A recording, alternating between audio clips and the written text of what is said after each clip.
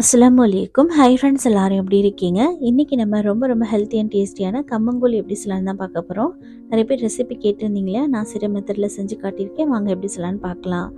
கம்மங்கூழ் செய்கிறதுக்காக பார்த்தீங்கன்னா, நான் வந்து இன்றைக்கி எடுத்துருக்கிறது கம்பு ரவை தான் எடுத்திருக்கேன்.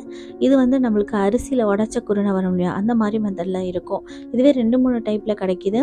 ஒன்று வந்து நல்லா நைஸான ரவை பதத்தில், இன்னொன்று வந்து புட்டு மாவு பதத்தில் கிடைக்கிது. அப்புறம் வந்து மாவாக கூட, கம்பு மாவாக கூட கிடைக்கிது. உங்களுக்கு எந்த மாதிரி வேணுமோ அந்த மாதிரி வாங்கிக்கோங்க. இந்த கம்பு ரவை சேர்க்குறனால நமக்கு வந்து சாப்பிடும்போது, குடிக்கும்போது, அதாவது நமக்கு கடிப்படுற மாதிரி இருக்கும். அப்போ வந்து கம்பங்கூழ் குடிக்கிறதுக்கு டேஸ்ட் நல்லாயிருக்கும். அதனால் நான் இந்த மாதிரி தான் வாங்கிக்குவேன். உங்களுக்கு எந்த மாதிரி விருப்பமாக இருக்கோ அந்த மாதிரி வாங்கிக்கோங்க.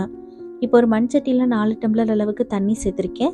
தண்ணி நல்லா சூடானதுக்கப்புறமா 4 டம்ளர் தண்ணிக்கு 1 டம்ளர் அளவுக்கு நம்ம கம்பு ரவை வந்து எடுத்து இதில் ஆட் பண்ணிக்கணும். ஆட் பண்ணிவிட்டு நல்லா கைவிடாமல் கலந்துக்கோங்க, இல்லைன்னா கட்டி பட்டுரும். கைவிடாமல் கலந்து விட்டுட்டு இப்போ இதுக்கு தேவையான அளவுக்கு சால்ட் ஆட் பண்ணிவிட்டு நல்லா மிக்ஸ் பண்ணி விட்டுருங்க. இல்லை எனக்கு வந்து ரெடிமேடாக வேணாம், ஓனாக தான் வீட்டில் செய்யணும்னு நினச்சிங்கன்னா, கம்பு வாங்கிக்கிட்டு நல்லா அலசிக்கோங்க. அலசிட்டு நைட்டே வந்து தண்ணியில் வந்து ஊற வச்சுருங்க. காலையில் எழுந்திரிச்சிட்டு தண்ணி சுத்தமாக வடிச்சிட்டு பல்ஸ் மோடில் விட்டு மிக்சியில் பார்த்தீங்கன்னா நல்லா கொரப்பாக அரைச்சி எடுத்துக்கோங்க. அப்படி கூட நீங்கள் செய்யலாம். அது வந்து இன்னும் நமக்கு ஹெல்த்தியாக இருக்கும். இதுவுமே பார்த்தீங்கன்னா இதில் எந்த ஒரு மண்ணு தூசியுமே இருக்காது இந்த பாக்கெட்டில். இது வந்து நல்ல ப்ராடக்ட், அதனால் நான் எப்போயுமே இந்த மாதிரி தான் வாங்குவேன். ஸோ இப்போ பார்த்தீங்கன்னா கம்பு ரவையை சேர்த்துட்டு நல்லா மிக்ஸ் பண்ணியாச்சு. 5 நிமிஷத்துக்கு ஒரு தடவை நல்லா வந்து கரண்டி வச்சு மிக்ஸ் பண்ணிகிட்டே இருங்க, அடி பிடிக்காமல் இருக்கிறதுக்கு. மூடி போட்டு நல்லா வேக விட்டுக்கோங்க.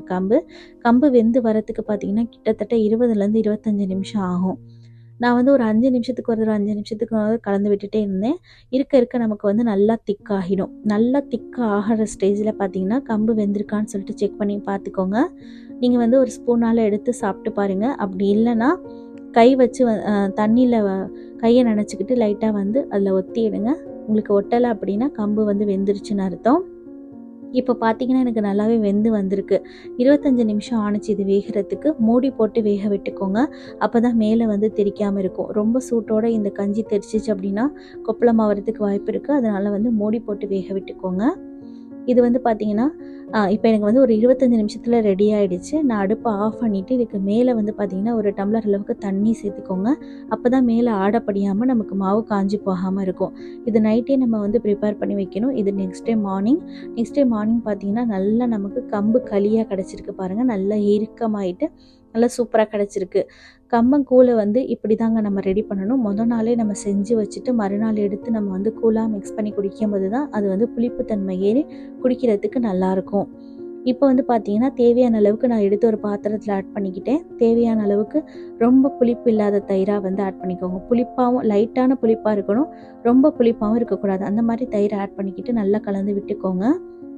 இந்த இந்த கம்மங்களி பார்த்தீங்கன்னா இது வந்து நீங்கள் மீன் குழம்பு, கருவாட்டு குழம்பு, இல்லைன்னா கறி குழம்போட வச்சு கூட அப்படியே அந்த களியை சாப்பிட்லாம். ரொம்ப சூப்பராக இருக்கும். உங்களுக்கு வந்து வேணாம், ஒரு 2-3 நாள் வச்சு சாப்பிட்ணுன்னு நினச்சிங்கன்னா நல்லா ஏர்டைட்டான பாக்ஸில் வந்து உருண்டை பிடிச்சி நல்லா மூழ்கிற அளவுக்கு தண்ணி சேர்த்துட்டு ஃப்ரிட்ஜில் வந்து 2-3 நாள் ஸ்டோர் பண்ணி கூட சாப்பிட்லாம்.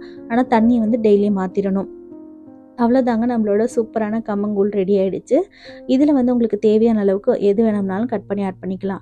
நல்லா புளிப்பாக இருக்கிற மாங்காய், அப்புறமா வந்து சின்ன வெங்காயம், பச்சை மிளகாய், கருவேப்பிலை இதெல்லாம் கட் பண்ணிவிட்டு நல்லா கை வச்சு பிசைஞ்சு விட்டு அதுக்கப்புறமா குடிச்சு பாருங்கள். ரொம்ப குளிர்ச்சி உடம்புக்கு.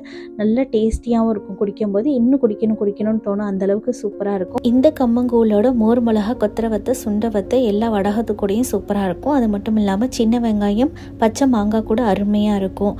உப்பு ஊறுகாயோட வச்சு சாப்பிட மறந்துடாதீங்க. வேறு லெவல் டேஸ்ட்டாக இருக்கும். எப்படி இருந்துச்சுன்னு சொல்லிட்டு மறக்காமல் கமெண்ட்டில் சொல்லுங்கள். வேறொரு வீடியோவில் பார்க்கலாம். பாய்.